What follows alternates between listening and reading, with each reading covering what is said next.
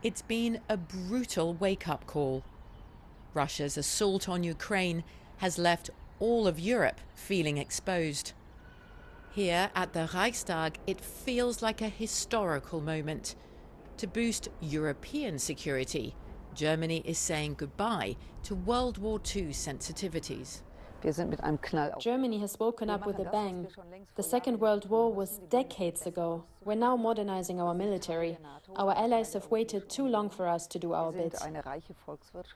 Save Ukraine, protect Europe! So Germans say they'll fight as well as protest for peace.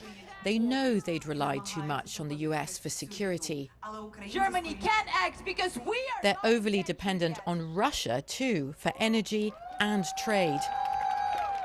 Under pressure, Berlin has promised change in the wider EU interest.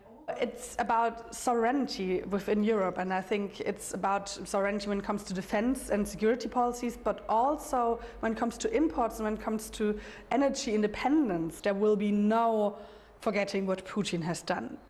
Or what he'll do next. In Berlin, there's fear of a new Cold War, with the Iron Curtain falling further to the east. This is arguably Europe's new Berlin Wall. This border fence a dividing line between expansionist Russia over there and EU and NATO member Latvia over here. Fire! NATO has doubled its presence in Latvia since Russia invaded Ukraine, with an emphasis on joint training exercises like this one and defence of Western territory and way of life. We are living in a new reality. We as forces, we spent 20 years in Afghanistan and Iraq. Now our main focus is here. How do we defend our freedom and our country? And it's the same thing happening within Europe. Latvia and its neighbours say they understand the Kremlin more than most. They used to be in the Soviet Union. Forget diplomacy, says Latvia's Prime Minister. It's a show of force that counts. If Putin is not stopped in Ukraine, he will not stop. What about a European army, an EU army? Good idea? As long as we keep NATO at the center, strengthening the Europeans' military capabilities. This is something that we've been arguing for years, and now it seems that finally everyone agrees that this needs to be done.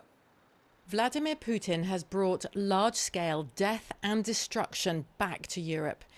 The EU, a peace project by design, has been shocked out of complacency.